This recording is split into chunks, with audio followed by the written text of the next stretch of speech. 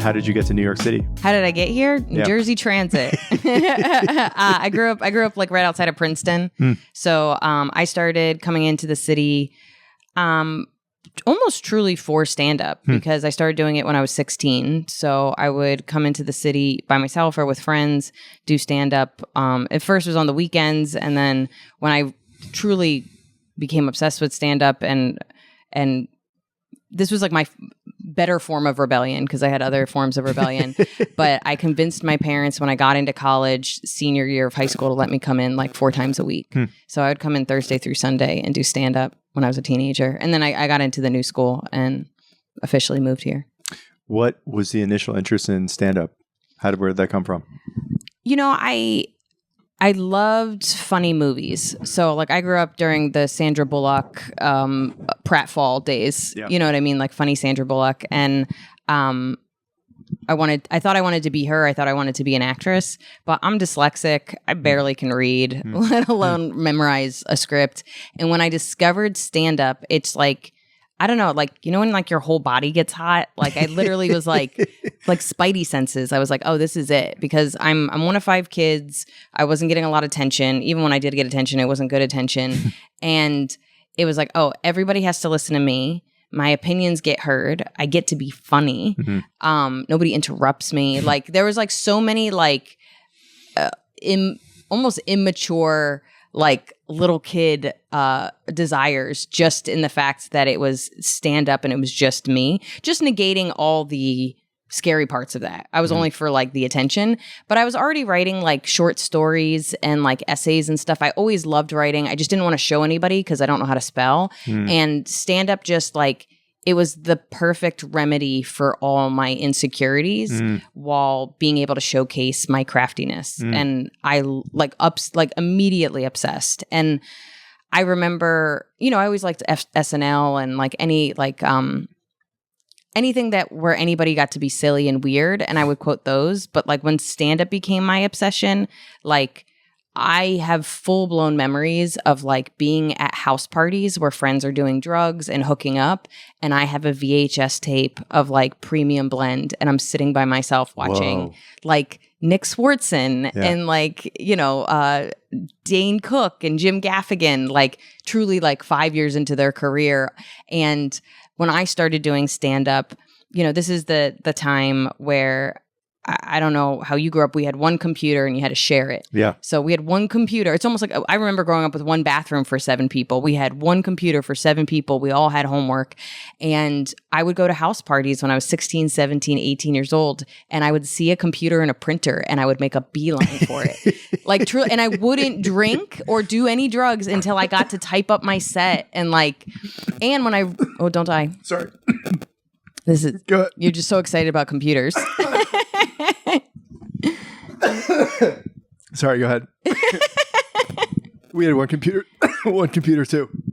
I remember that. Yeah, it's like, it sounds weird now when we like carry our computers in our hands and stuff, but that last few years of high school, I was so obsessed with writing and stand up and not letting my parents see what I was writing, that any kind of individual TV time and individual computer time was like a blessing. And I became a different kind of dork. Like,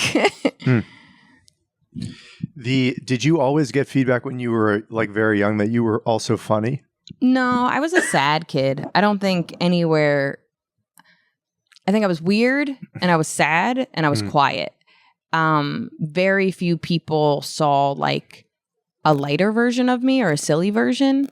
I would quote stand up a lot because that was a way of like expressing myself while also feeling safe. And I can't remember my friends' reactions when I told them I wanted to do stand up. It just made sense to them because I was so obsessed with it. But nobody was like, you'd be good at it. Like nobody was like, it was just that I wanted to do it and they were supportive friends. And then I think my family's funny, but my family's also really dark and fucked up. So it's like, we all liked comedy, and when we laugh, it's like my little sister, we were all home for 4th of July and she just made up this like kind of aggressive New York woman character, like an overbearing mother. She's like, Tommy, she's a whore. You can't date a Tommy. And she just went on a rant and like built up this whole character. And I'm like taking notes and I'm giving her suggestions. And I was like making up scenarios. I was like, who is this girl? And she's like, I don't know. I was like, I think she's half Italian, half Greek.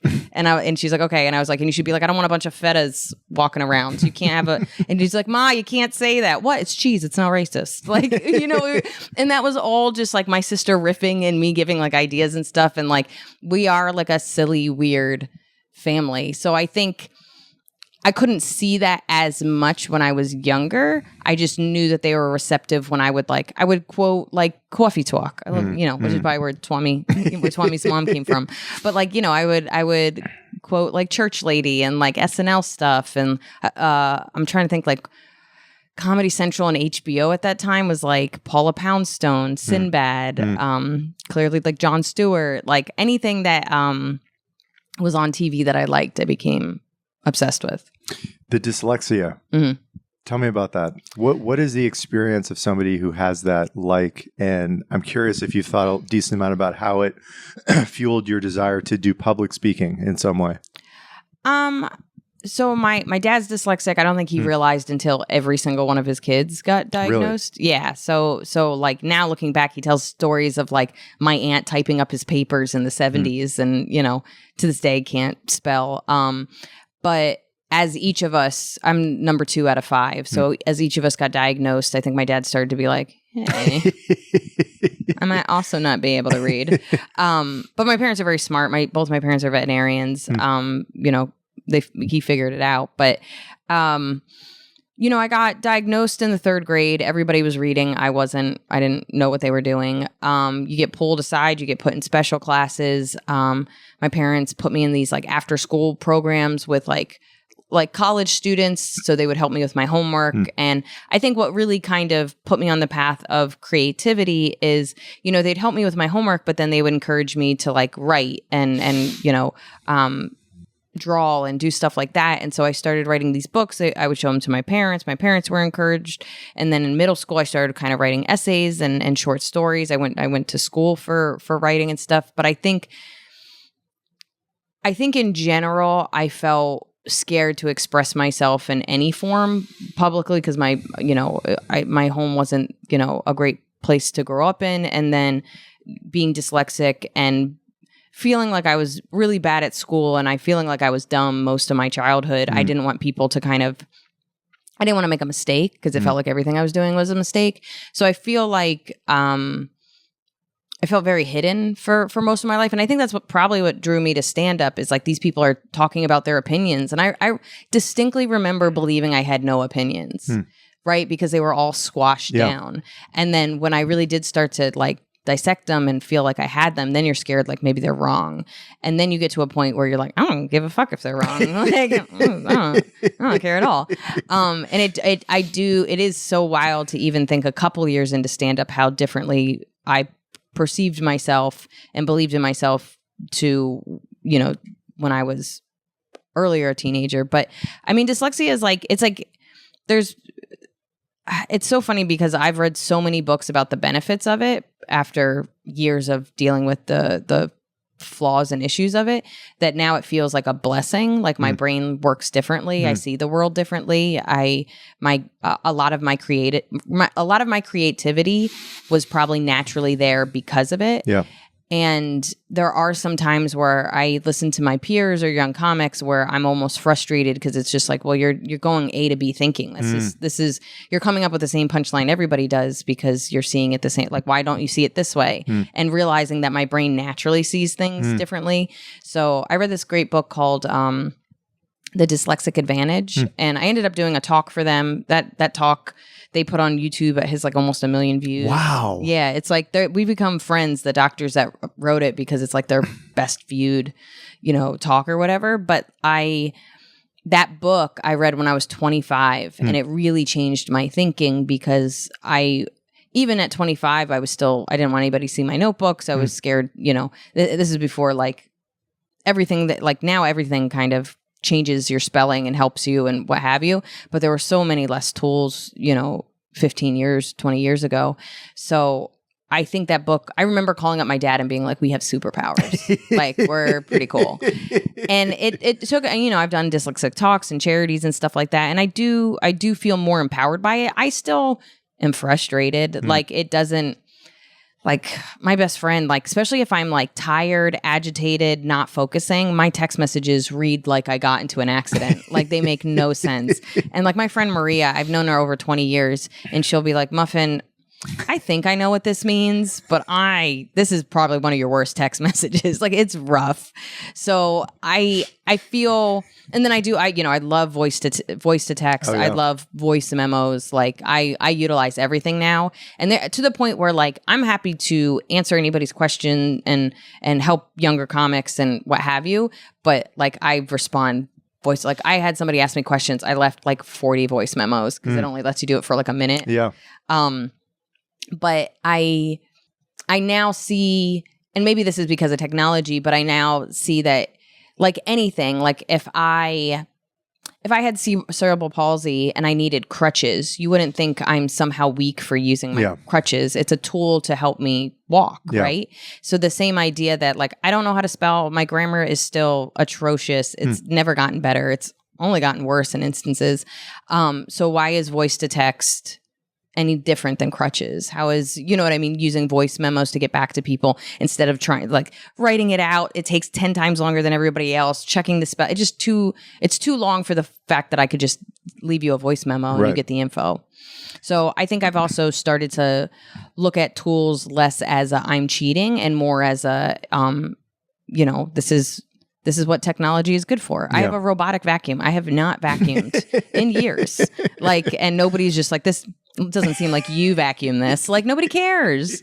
Who cares? The lived experience of being dyslexic, primarily, you were talking about how it's difficult to write out and your grammar can be difficult. Is it also reading comprehension? Like, reading books is difficult, or is it really only when you're producing the written word that the challenges are clear? Yeah, so reading is difficult. I'm slower at it. I have to reread a lot. But like, one of the things the Dyslexic Advantage taught me, and a couple other books that I didn't realize, is because I'm slower because I'm sometimes reading a sentence or a paragraph a couple of times because I don't understand it. But because I've done that, I might keep that information longer and actually even understand it better than somebody else because I had to focus on it more. So, my whole family, or most of my family, is like pretty avid readers for being dyslexic, but I was a big reader, and I'm trying to get back into it. I feel like technology also hurt me in that sense, where I don't read as much. But like, when I was really reading, I was reading about a book a month, and that's good for me. Yeah. The irony is, despite it sounds like the struggles with reading, you're so eloquent. You speak so well that there doesn't seem to be, you tell me, but like there doesn't seem to be a one-to-one correlation between difficulty speaking and difficulty reading. I mispronounce stuff and I use the wrong word a lot. It's called being human. Yeah. And it's interesting to me because some of my confidence over time has been like because of, what do you call it? Like just typos. Like my mistakes via texting don't look too different from a typo. Yeah. So most people just assume it's a typo. And then when it comes to speaking, I mispronounce stuff. I misread stuff a lot. I still don't like reading out loud. I think I spent my whole life talking. So I think that's helpful. And I will, if I get stuck on words sometimes, like I'm trying to think of like a word, but like, let's say commitment, like sometimes I can say it and sometimes I'm like committed. No, that's not it. And I'll have to go and put commitment and then and like dictionary.com, there's a little voice and it'll tell you how to pronounce it. Or like if I'm doing like a self-tape for like an audition or whatever, I'll look at something and I'm like, I have no idea how to pronounce that. And I have to either like call my boyfriend or I have to go to a computer and have them pronounce it. So there's still like words and names that I struggle with, and I can also learn something and the retention is terrible. So I've really struggled with different languages, and I don't have one friend that's like, yeah, I'm trying to learn French. I'm trying to learn German. And I'm like, I'm not trying. I'm not going to try. I'm still trying to learn how to spell English words. So I think there's some things that I've pushed myself to get better at. Some stuff I've utilized these tools. And there's some stuff that I'm like, that's just not for me. Yeah. I want to go back to the moments where you're the one at the party watching, beelining for a computer or a television to watch Jim Gaffigan or other comedians. You spoke to this a little bit about what it was that you may have really liked about watching stand-up, but what else comes to mind as to why that medium resonated so much with you as you were dedicating so much of your initial social time? There's like a natural resonance, it seems like, that you had with watching people speaking uninterrupted. I don't know if there's anything else to add there.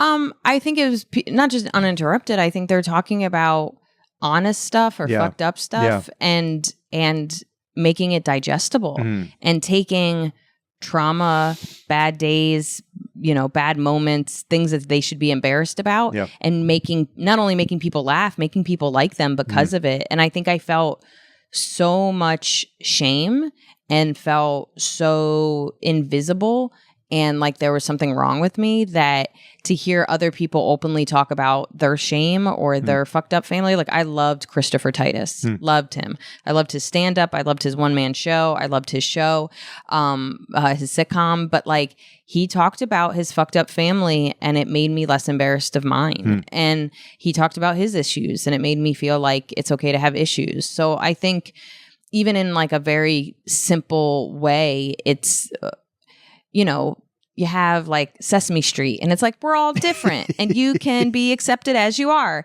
And that didn't do it for me. But like Christopher Titus being like, yeah, my dad's an alcoholic. My mom's mentally ill. Everything's fucked. But it'll be all right. Like, that is what did it for me. It's like, Elmo, it's just like, dude, you're a puppet. Like, you can't. But like, Christopher Titus is a real human and he figured it out. He figured it out and he has a great career because of it. And I think, even to this day, I feel an advantage over a lot of probably people, not just women, but like everyone, where like I would go through breakups and I'm a sensitive baby. Like everything hurts me. I'm a little bit better, but like I'm probably one of the best criers you've ever met. Yeah. Like, I'm really good. Like, it's kind of my gift. But like, I feel like I would get upset about a breakup and my initial thing would be to like journal and write about it and to turn it into a joke in a way that like I would process those feelings, not shut them down. Yeah. I would talk about them, not hide them. I would have something positive from them immediately before I've even gotten over a breakup or gotten over somebody. And I would, like that cliche, like I wasted 4 years with this guy, or, I wasted my life with this person. And it's like, I don't know, for 2 years, I got 6 minutes. Like, that's when it's doing really well and someone paid me. Like, I've gotten full specials because of heartbreak. So I feel like even when things suck, like anything, not just a breakup, like, get cut off in traffic, lose money. Like somebody stole a bunch of money from my account and I was able to write 2 jokes out of that. And it was a bad day. It was a lot of talking to Chase, but like, you know what I mean? I got my money back, but like, bad things turn into I don't hate the word content, but they turn into creativity and they turn into jokes, and those jokes turn into money and as well as healing. You know what I mean? Like I don't do, my dwelling is productive. And oftentimes I've written about stuff and I was like, ooh, I think I'm the asshole. Like, I think I'm the problem. So I've also worked through stuff in a way where I do feel like I've grown as a person. So I'd love to get to the point in your life where you're just getting going with stand-up comedy. I don't know how well you remember that couple years of your life. I think you said you were quite young. Yeah, when I started when I was 16. Going. Tell me about that experience. Where did you go? How quickly did you realize this is something you really wanted to dedicate yourself to do? So I think I discovered stand-up at like 13, 14. So I quickly was like watching it a ton, quoting stuff, but it was it was around 15 that I told my friends I wanted to do it. My best friend, Amanda, who I'm still very close with, she bought me a book. I still think it's a good book. I think it's out of print, but it's called Zen and the Art of Stand-Up. And I've read a bunch of how-to books since then, like, you know, when I was younger.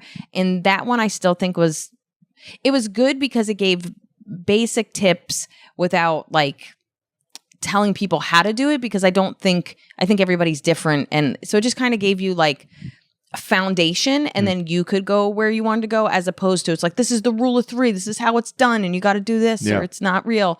I still to this day feel like maybe it's just because it was the first book I read and it was very simple, but she gave me that book, which both in reading it and a close friend telling me I support you was foundational. Like it was probably, you know, had more impact than she even knows.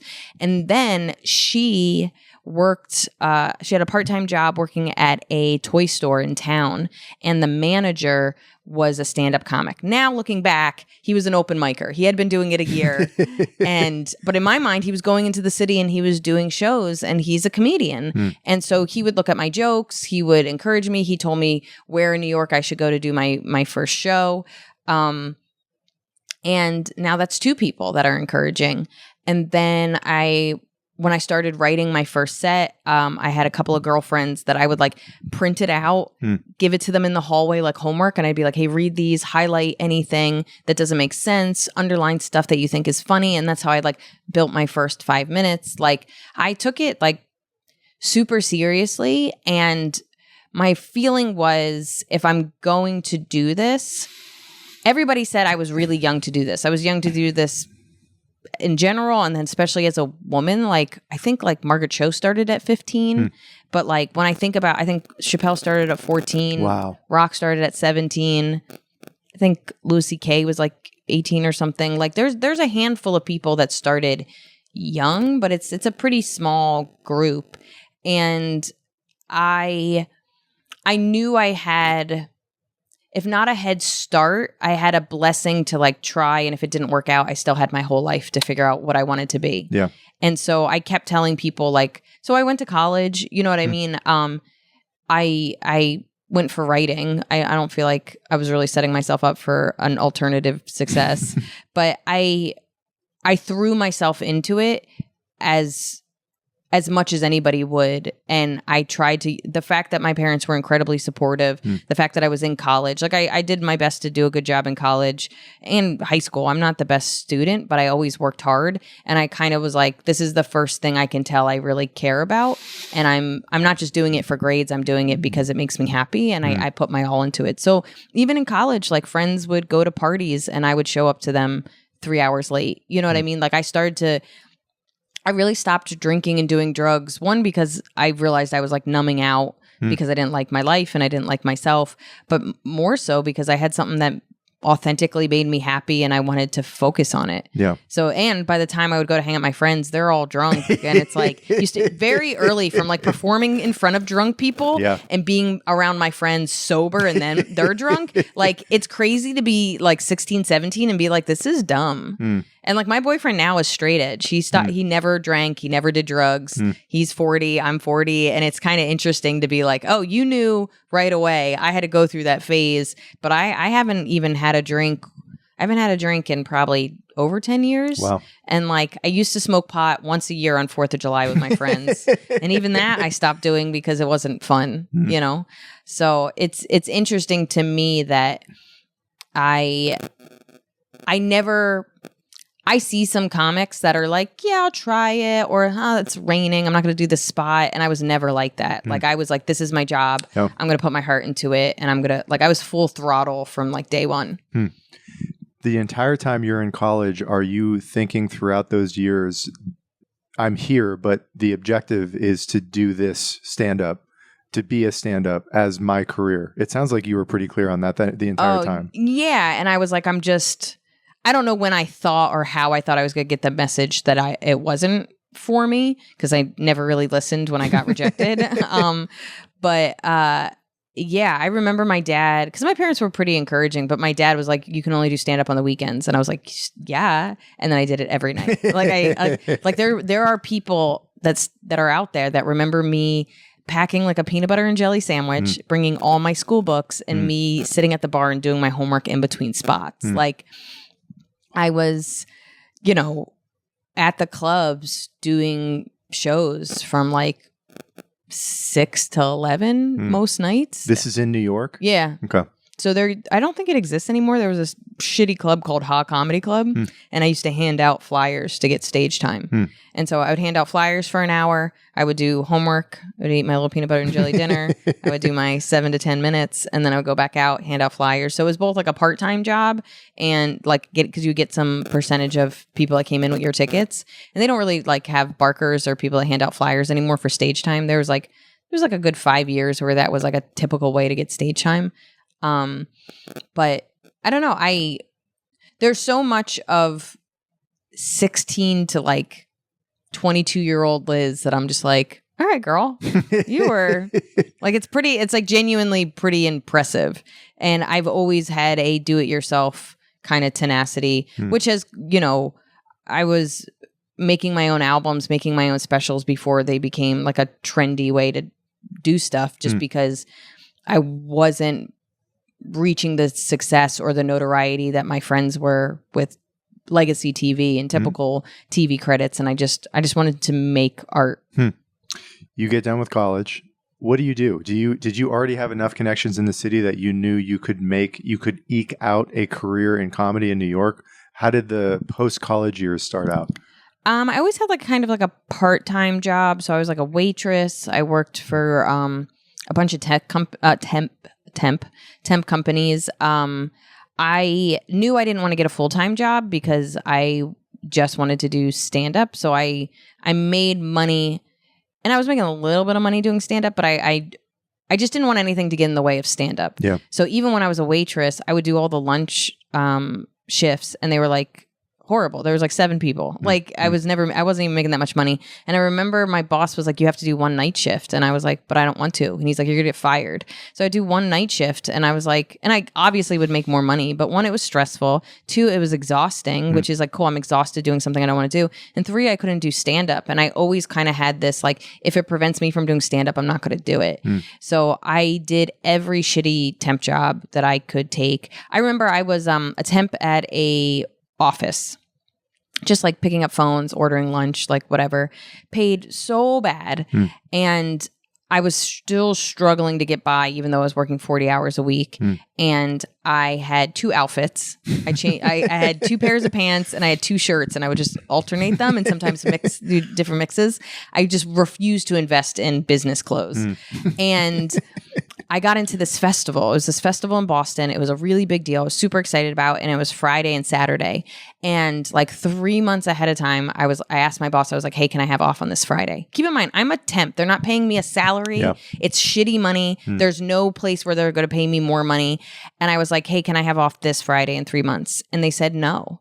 And I quit because I was like, I can find a shitty job anywhere. Yeah. And it's preventing me from doing something I worked really hard to and so I did it, and then I got another shitty job. And so I kept doing that. My last real job was probably like, I think I ended up stopping around 26, 27, but I was a nanny. I was a babysitter, and it was like a part-time babysitting. It was like 3 to 7 every day. So it was kind of perfect. I had my whole morning to like write, work out, do whatever, pick up this kid from school, take him to all the things he needed to go to. And then from 7 on, I could do shows. And it was like a dream, like straddling I needed a job, but and it was like this rich family that, like, I would get a college gig on like a Wednesday, which notoriously pays very well. And it was like a big deal. And I would give her a heads up, and she'd be like, sure.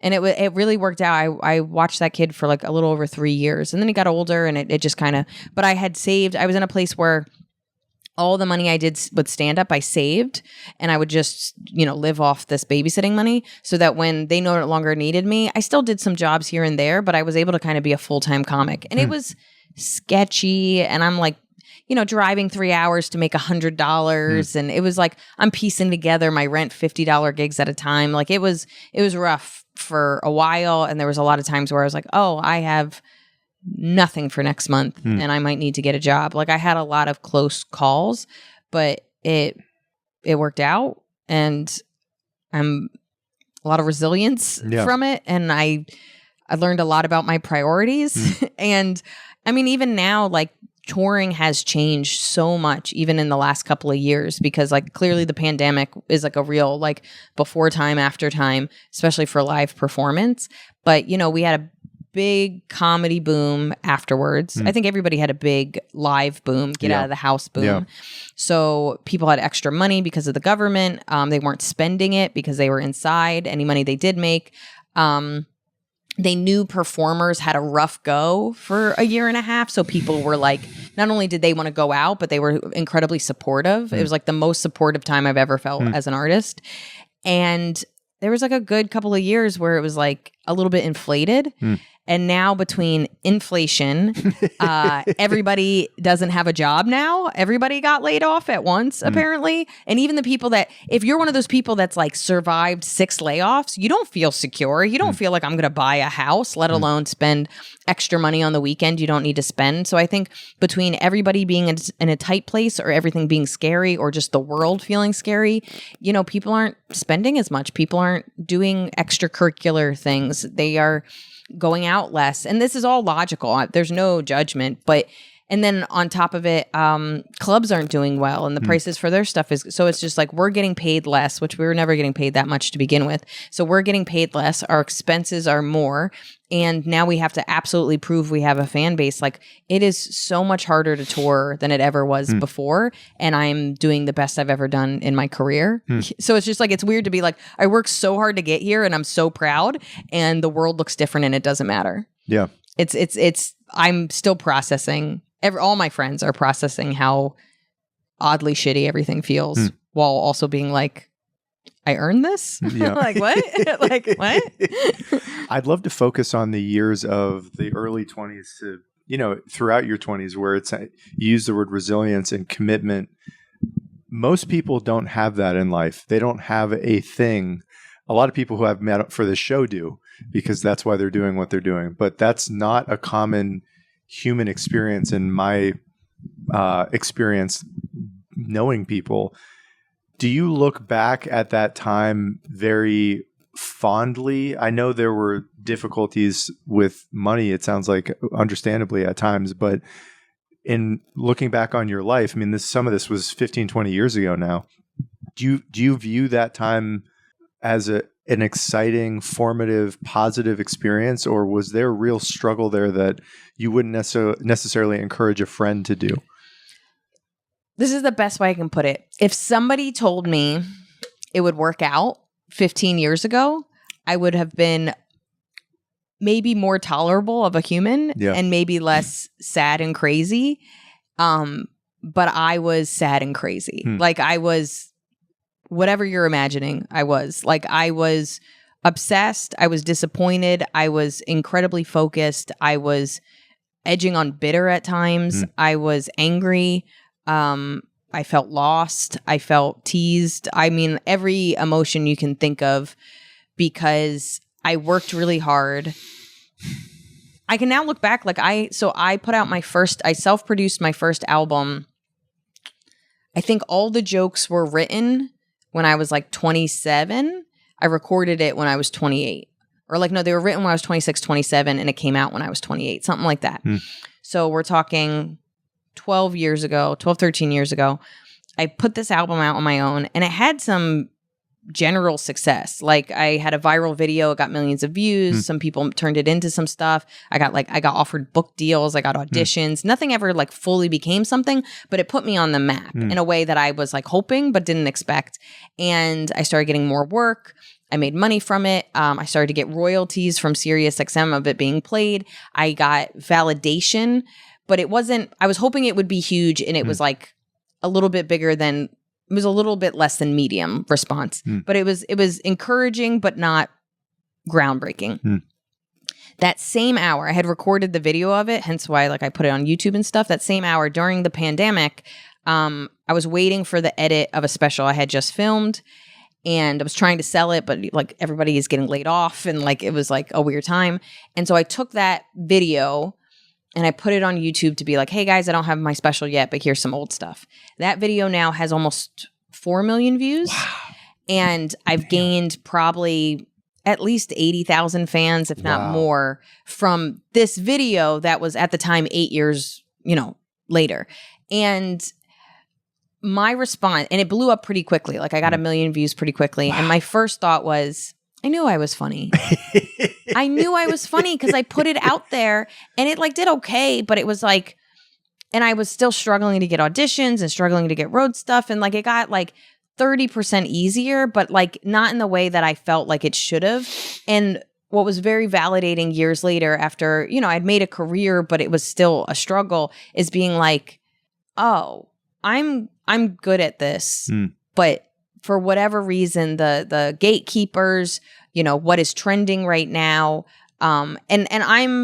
The internet is evil, but it's also the reason I have a career. Yeah. And, social media has ruined my life and also made my life. Like I have such a weird connection with it because I have utilized every tool to my exposure, because the typical ways of being discovered and building a career never seemed open for me and never seemed like a possibility. And I don't know if I would have a fan base if I was a comedian in the 80s where, I had to go the typical road. Yeah. And because I connected, I read every social media book. I took every PR class. I experimented. I self-released these specials and I always recorded the video. I was putting clips out on YouTube before, anybody did that kind of thing. And I have a fan base because of it. I was ahead of the times because of it. I continue to stay connected in that way and be an advocate of people. I remember my friend Carmen Lynch, who's brilliant and a good friend of mine, TikTok comes out and I reached out to her and I didn't know how to utilize it yet. It came out and people were on it. And she was already doing silly videos. She does comedy both in Spanish and English. And she was and she loves wigs and she was making like silly videos. And I was like, hey, I think because it has this in-house editing in the app, I think this is going to cut down on your editing time. And I also think this is a place that's going to reward you for that effort. I think you should play around with it. And, we're very like all comedians, no matter what their age is, are old men. Like they're all like, I don't want to learn new stuff. I don't, another app. Like that's our initial thought, no matter how old you are. And I tried to get it in ahead of it, both for myself and her, to be like, hey, I can right now tell you, I think you're going to utilize this and it's going to be helpful. And I'm going to figure out how me, not wig wearing, person, is going to utilize it. And fast forward, not even like 8 months later, she had a video. It was a stand-up video, but she had a video get 10 million views. Wow. So I've always been like, I don't know what this is and how big it's going to be, but why not try it? And so I have a weird connection to tech and experimenting and kind of a positive fuck it attitude, because I wouldn't be where I am otherwise. And like I have a girlfriend of mine, she's an equine vet upstate, and she was texting me and she was like, you're off the road, right? And I go, yeah, but I'm like doing the 80 things. And she's like, oh, what are you working on? And then I'm just listing 80 things that is like, it's not fully throwing shit at the wall and hoping it sticks. It's like, these are all the things I wish somebody would pay me to do. And they're not. So I'm going to make them anyway. And worst case scenario, I got to express myself creatively. And worst case scenario, this helps me build my brand, makes me money, and builds me more of a fan base. And I think I remember being 10 years in and being this very frustrated, depressed, angry person that felt overlooked, while also really working hard on my craft, to the point where like, I don't think I would be as good of a comedian and a business person if I didn't get rejected so hard. Because if I had made it 10 years in, I would have been rewarded for good enough. And I had to do a lot of therapy to tell, like, give myself a break and be nice to myself. But what I always kind of go back to is, I remember 10 years in, I was starting to get bitter. I was really sad. I was a bummer to be around, even while being proud of the jokes I'm writing and the work I'm doing. And I remember thinking, I'm not going to allow this business to tell me I can't do my favorite thing. So even if I never built a fan base, I never got on TV, I never toured, it doesn't mean I can't create. It doesn't mean I can't do stuff. And even now, as the business is changing drastically and the things I used to be able to do with ease and make good money with are disappearing, I still kind of always go back to this sad Liz mantra, which is I'm not going to let this business tell me I can't do my favorite thing. So I've written a bunch of scripts that have gone nowhere because people aren't spending money the way they were, or they don't want to take risks on new people or whatever. And now I'm turning those into like little mini series. And I'm, working on more specials on my own. I'm writing different types of scripts. Like there's always that kind of legend of like somebody spent 20 years writing a book and then they died and it was never published. And I was like, I'm not going to spend 20 years and I'm definitely going to not die with it. It'll be on a Substack at the very least. So I think I feel very fortunate. And this is my dad, by the way. You've met my dad. I'm just, even my stand-up, like I have a lot of old man fans and like I'll have people open from me and they're like, everybody's 70. And I was like, oh, I am my father. I just happen to look like this. But my dad had that tenacity. My dad was super dyslexic, had no money. He wanted to go to vet school, kept getting denied to vet school. Like he was like, you can't tell me I can't be a veterinarian. Yeah. Like I'll figure it out. And so I think I'm very fortunate to have been raised by him. I'm also a psycho like he is. But I also think like, and I feel this way for anybody, like if you kind of let go, like, yes, I'm very grateful that this is my career and I get to do it full time. And there's pros and cons to even that. But if you just want to create, nobody's stopping you. And if you want people to see it more than ever, anywhere from 2 to thousands of people could see it. Like I still to this day, I have videos that millions of people have seen and I have videos that 300 people have seen. And I'm proud of both of them. Yeah. The bitterness and the depression and the anger that you had, was that mostly because of a lack of recognition, a lack of financial opportunities, all of the above? And what kept you going? I would say all of the above. You also back yourself in a corner. Like, what is it that famous story of like the I don't know who I'm a moron when it comes to this, but like the story of the burning the ships. Yeah. Like, the army goes out, you burn the ships, they can't retreat. Yes. I accidentally did that by building no other skill set. And to the point, even now, like me and my friends joke, like, what am I going to quit and become a receptionist? I would be even a shitty I don't even know how phones work. Like, I don't even know what they do. Like, there's, I think, therapy has helped me a lot, but I think I spent the first half of my career using comedy and success and people liking me and my comedy as a way to be like, I'm valid and I have value. And therapy really had to help me be like, you have value now. Like you don't have to be successful to have value. You don't have to be wealthy to have value. You don't have to be the best in the room to have value. You can have value now. And, show business isn't a great place to build up self-esteem. Like you go to a party, someone's looking at like nobody's like, they're almost looking at you of what that you can do for them.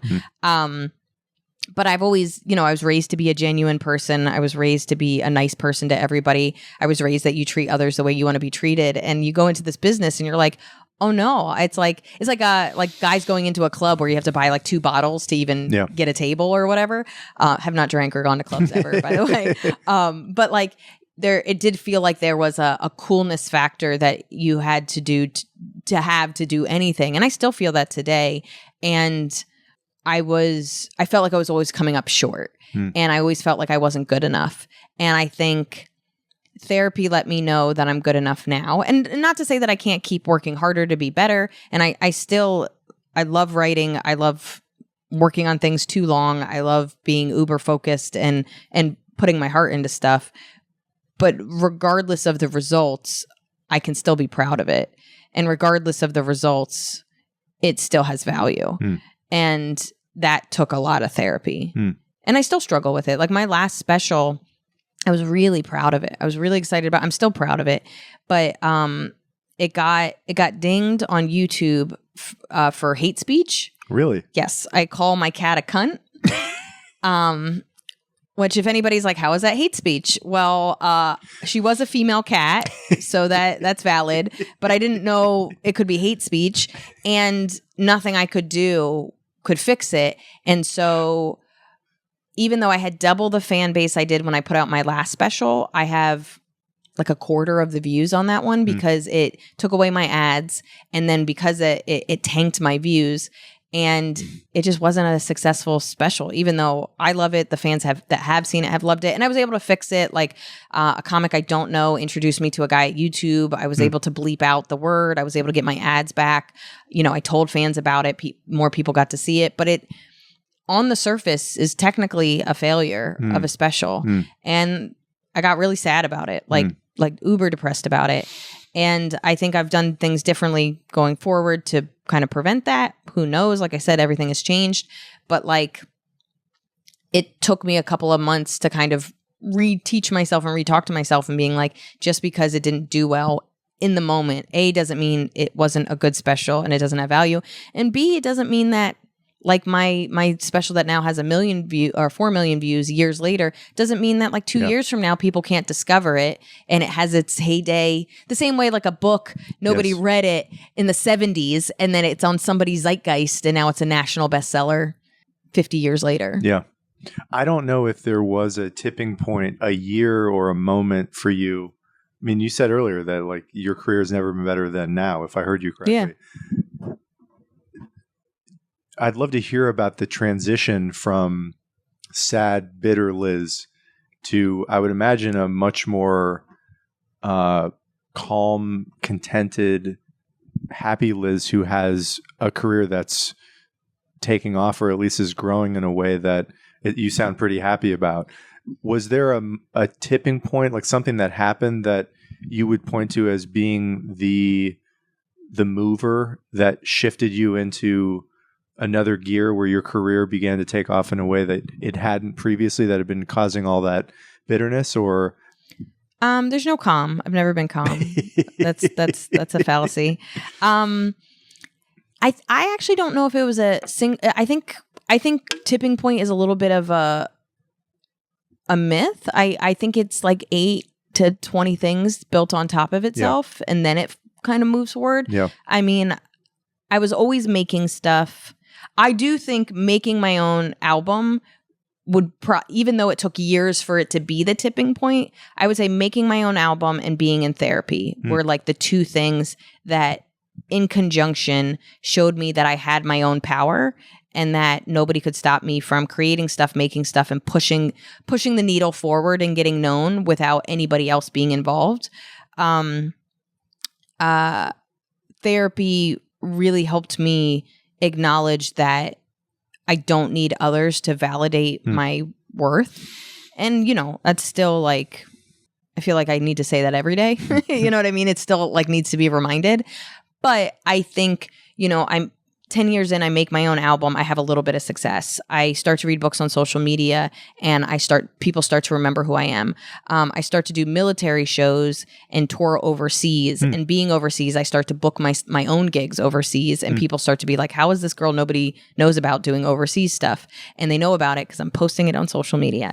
And then I start to book my own shows in the US the way I was booking shows in the UK, because how can that be any different? And I start doing that on my own. And then I make another album and I do the Edinburgh Fringe Festival and people say nice things about me there. And then I start to think, okay, well, maybe I can make my own special and try to sell it. So then I do that. And then the pandemic happens and, you know, people watch it and it does pretty well. And I get an agent. 18 years in to comedy. While all my other friends have been on TV and gotten agents, I get an agent. So then that makes my own touring a little bit easier because now an agent is helping me, even though we're in a pandemic and nobody's touring. But it still feels like I'm going to come out of this and I'm going to have some help. And then during the pandemic, I'm putting on my own shows. I'm building my next hour. I put another hour out. That hour, The Ghost of Academic Future, even though I spent very little money. I did it in a comedy club. I made it real bare bones because it just felt like I just need to get this pandemic hour out because who's going to talk about the pandemic anymore? That gets some of the best reviews and puts me on the map in another way because people really liked it. And it's also really weird. Like it's a weird hour. Like when you write jokes in your PJs on Zoom, you're not the best version of yourself. But like I remember, so Colin Quinn is a friend of mine, very supportive, lovely, one of the nicest, funniest people in the world. And he was my recommendation for The Cellar. We try to keep in touch. And I sent it to him. I was like, hey, this is my newest hour. It's a little weird. I haven't seen you in a year. I would love your thoughts. And I remember running into him on the street. Like I was leaving The Cellar. He was coming to it. And he goes, hey, I'm watching your special. I had to leave, but like I'm watching it. I was like, oh, how far'd you get? And he's like, oh, that weird joke where you're like ranting about your ex and it's kind of almost like poetry. And I was like, yeah, that's a weird one. He's like, I really like it.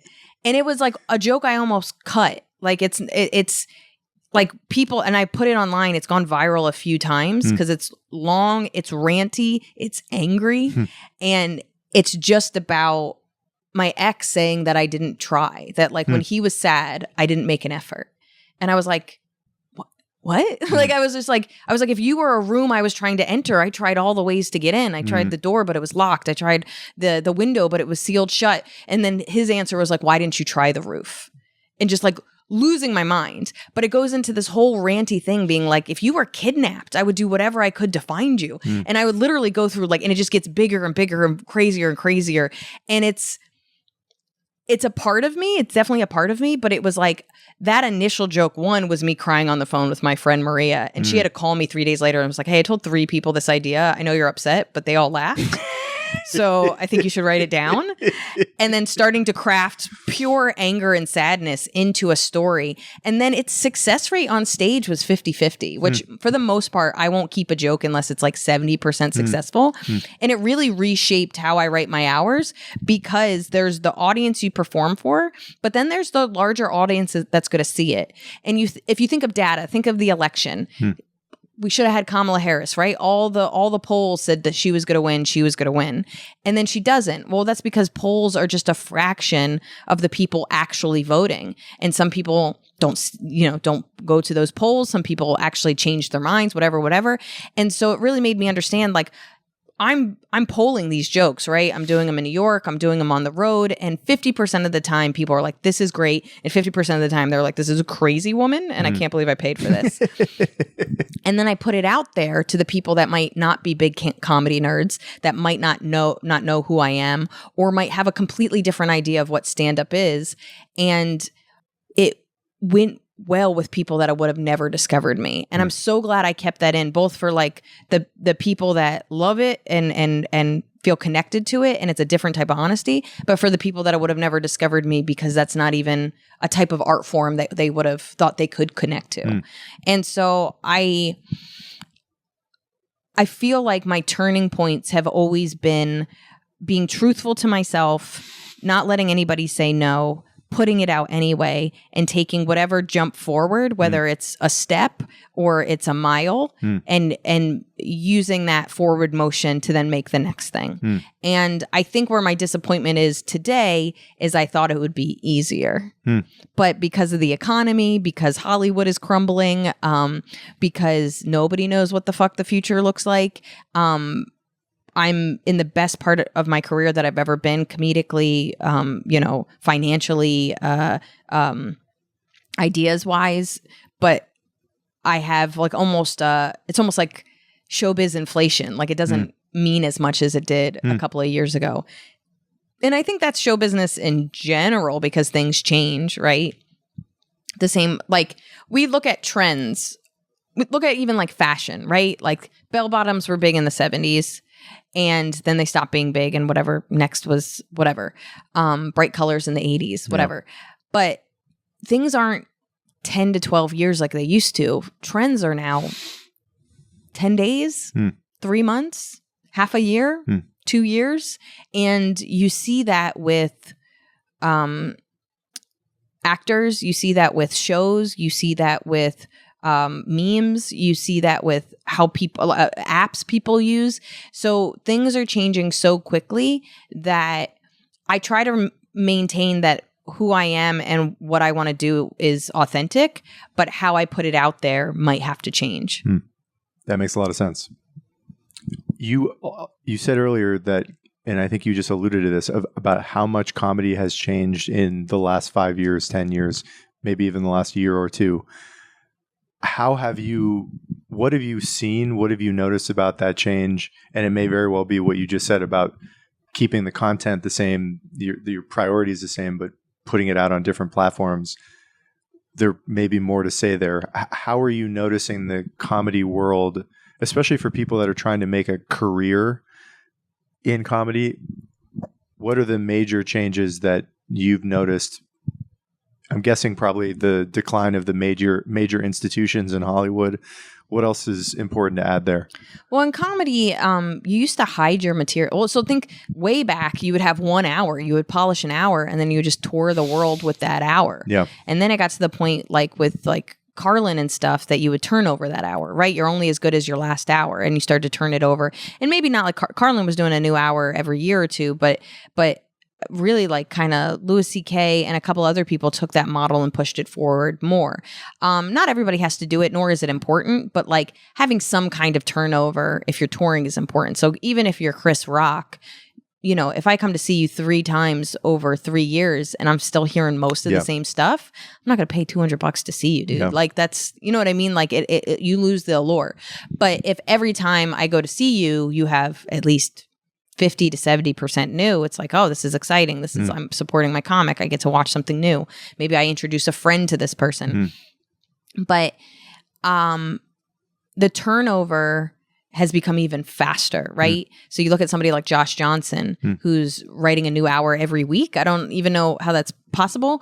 But people have new clips every week. People aren't polishing things. So one of the reasons Josh is able to do what he does, and he's brilliant, he's a friend, he's wonderful, but would those jokes be better if he spent more time on them and they got polished? Absolutely. Is he brilliant in his own mind and this is good enough for him and he's pushing it out? And some things you don't, you know, are we really going to be talking about the Epstein files in a year? I don't know. Yeah. You know what I mean? So let's talk about it now, talk about it in the moment, move on. And then there's and that's almost Trump being elected, the news cycle in general, everything is like, that was 3 days ago. Yeah. And you're like, what? Is that not? So I think in some ways the news has forced, and I'm not even a topical comedian, but the internet has forced everyone's hand that new, to the point where old Hollywood can't keep up, right? It takes a long time to produce a TV show. It takes a long time so you look at something like, was it The Last of Us? A show I have not watched, but they talked about how from the last season to this season, there's been almost like a 50% drop off rate. And maybe some of it is content and its quality, but I'm sure some of it is it fucking took a while. And it took a while because it needs to be good and there's moving parts and that's how things work. But you're seeing people okay with lesser quality for more immediacy. Because everything is immediate, right? Your phone, DoorDash, like Amazon. I could order a fan right now and I could get it in 4 hours. Yeah. Like there's an immediacy that people expect from anything from from businesses to people. If I text you and you don't get back to me in 10 minutes, you're dead or we're not friends anymore. Like it's insane. So I think that has changed all businesses and a lot of people's mindsets. And I've had to morph with that and grow with that. I'm still trying. I like polished and I liked quality, but I am starting to maneuver a little bit different in that world. And there's a really great video. I don't know if I can find it, but it was on YouTube over 10 years ago. My friend showed it to me and it's Tupac in the studio yelling at his producer. He's like, it's good enough. It's good enough. Put it on tape. Let's move on. And we're looking at somebody that died at 26 with over 10 albums. You know what I mean? And is known for having multiple hits. Now, is every song and every album great? Probably not. Yeah. Is anybody thinking about how track 4 on, disc 2 isn't his best? No. So there's also a level to work with your parameters the best you can and do your best in the moment. But even in the 90s, we didn't have time to loom over and overthink and be a perfectionist. And I think more and more, I wouldn't say I'm a perfectionist. I do care and I do worry, but more and more I'm not letting it go because of pressure. I'm letting it go because I'm going to create the best I can. I'm going to be good at it in the moment. And if it would do better right now to put it out than it would 3 months from now, it's going to have a better success rate now. And what is a little bit of extra tweaking if nobody sees it? So it's being pushed a little bit to play the game of immediacy, while also when I want something to be quality and I want something to be good, to also know how to hold it. So I think of, there's like this, famous Jerry Seinfeld story where he got asked to do the Tonight Show and he's like, I'm not ready. And this is when it mattered. Yeah. And he got asked again to do it and he's like, I'm not ready. And then he does it and he's amazing and he becomes a star overnight and he can't drink coffee alone. And then he gets a show and now he's the Jerry we know. And I don't know if I would say no to something that's hot in the moment, because we don't know if it's going to be hot tomorrow. Yeah. And I also believe that who's determining what is good is also changing. So I think you do have to be I think you have to, I don't know what the right term is, but like, I think things are a little less precious, and I'm like straddling the line between I liked when it was precious and I liked working on stuff, and also knowing that if I want people to see it, I have to be a little less precious with it. And I think there's pros and cons to it, but I can see the old guard suffering from that and struggling with that. Yeah. And I can see the new guard not being good comics because of it.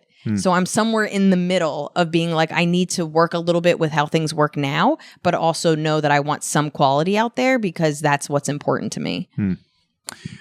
If you're comfortable talking about it, I would love to hear about the ways in which these new opportunities have helped you survive. A lot of these conversations are about how to survive and live just financially in New York as an artist.